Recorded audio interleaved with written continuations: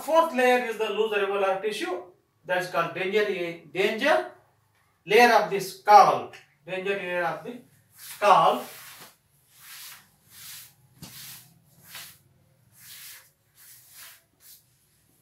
Because what happened, you can see the diagram here.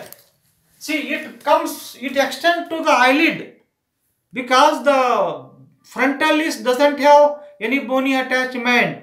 And the infection here comes to the infection here, will come to the eyelid also.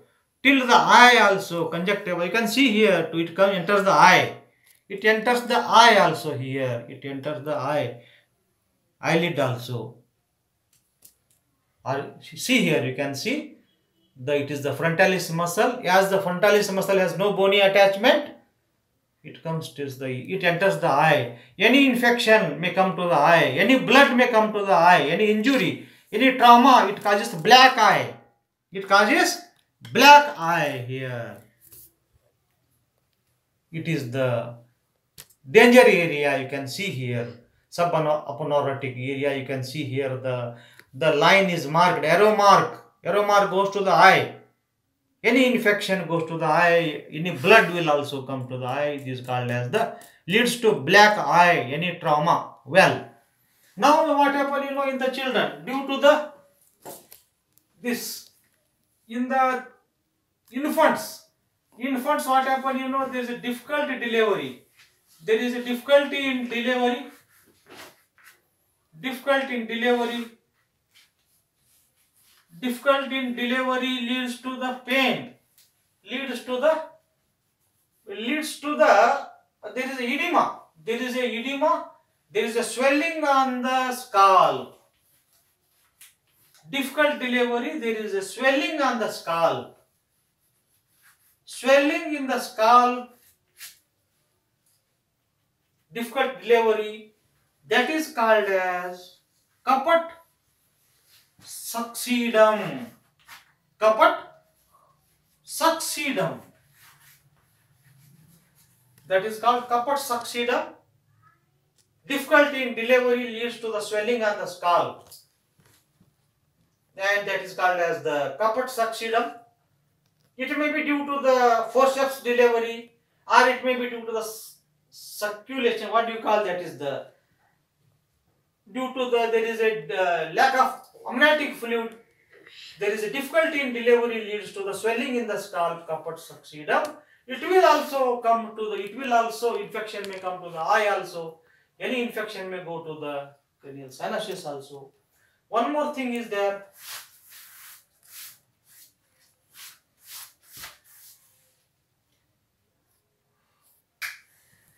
Traumatic cephalohydrocele. Traumatic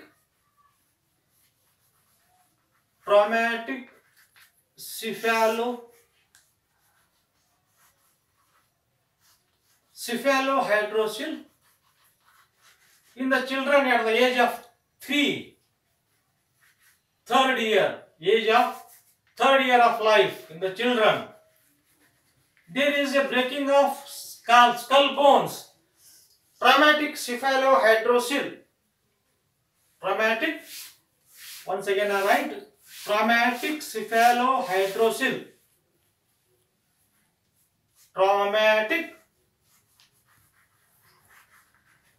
cephalohydrocele. Hydrocele in the third year of life. Children in the third year, maximum 9 year. Ninth year. There is a breaking of bones may occur.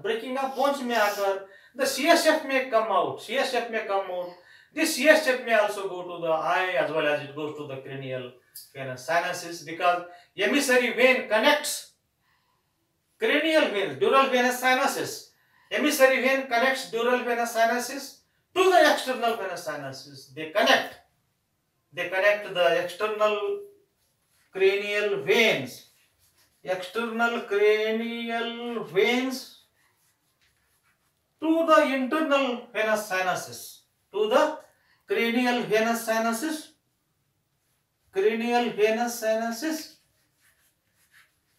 Or dural venous sinuses. dural venous sinuses. Hence, any infection will spread to the cranium. Hence, emissary veins will cause hence the loose alveolar tissue is called as danger area, danger layer of the skull. Now we will come to the last layer, that is the pericranium. Last layer is pericranium. That is the pericranial layer.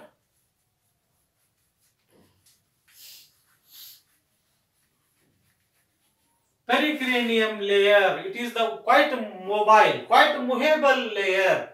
Last layer, quite movable layer attached to the skull.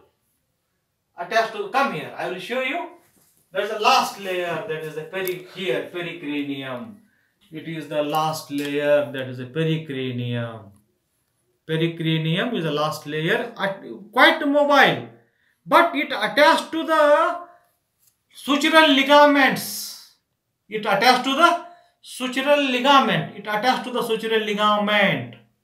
Hence, it connects the endocranium. Pericranium is quite mobile. It is tightly closed, tightly attached by the sutural ligament. Cranial sutures. It may be coronal suture or sagittal suture or lambdoid suture. These sutural ligaments are tightly attached to this.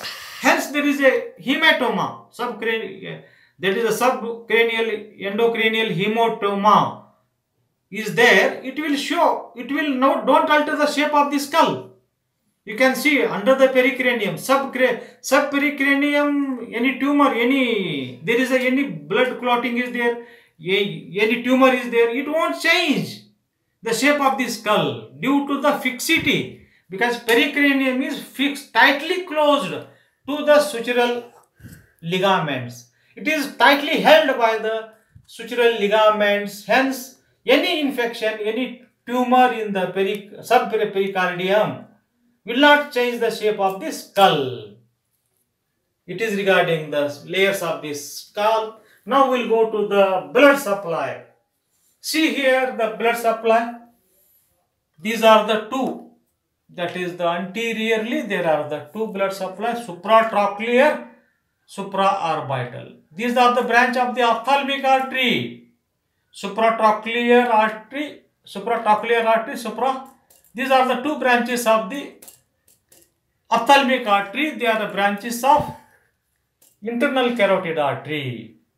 Now there is the occipital artery is also branch of the external carotid artery. Then there is a zygomaticotemporal artery, which is also branch of the external carotid artery. Then there is a occipital artery. There is also occipital artery, and there is one more posterior auricular artery. These are all branches of the external artery. See here, scalp is supplied by the external carotid artery also, internal carotid artery also. External carotid artery, occipital artery, these are the greater occipital artery. Then you get this auriculozygomatic artery. These are all external carotid artery. Supratrochlear, supraorbital branch of the internal carotid artery. I want to tell you in the brief that scalp is supplied by the external carotid artery as well as internal carotid artery. Now the nerve supply. The nerve supply, supratrochlear nerve, supraorbital nerve. These are the branch of the ophthalmic nerve. Again, it is a branch of trigeminal nerve. Supratrochlear nerve, supraorbital nerve, you can see here. Both are branches of the trigeminal nerve. Then temporal, then you can see zygomaticotemporal, auriculotemporal. These are the branch of the maxillary nerve. These are branch of maxillary nerve. Auriculotemporal nerve, zygomaticotemporal nerve. These are branch of the. These are the branch maxillary nerve. Then there is a auriculotemporal nerve. Then there is these are all branches of the trigeminal nerve. Now you can see posteriorly, behind the auricle you can see greater occipital nerve, lesser occipital nerve. posterior occipital nerve, they are all branch from the cervical plexus. Cervical plexus, these are the behind the auricle, you can see these are branch of the cervical plexus. It is regarding the blood supply. The posterior auricular branch of the facial nerve is very much important. In the leprosy, it is quite thickened. Posterior auricular nerve in the leprosy quite thickened. These are the arteries and the scalp of the blood supply. Then I will tell you once again, very easy to remember. Scalp, S-C-A-L-P. S-C-L-P. See, the last but least, last time I will show the diagram here. Skin, yes. Superficial fascia, C. L, loose alveolar tissue. Aponeurosis. L, loose alveolar tissue. Then pericranium. Yes, 5 layers are there. This has to be borne in the mind, that scalp. It is regarding the scalp. Any doubts are there, please WhatsApp me or question me or phone me. Don't hesitate to ask. Please keep the social distance. Please keep the social distance. Be in the home. Be safe. All the best.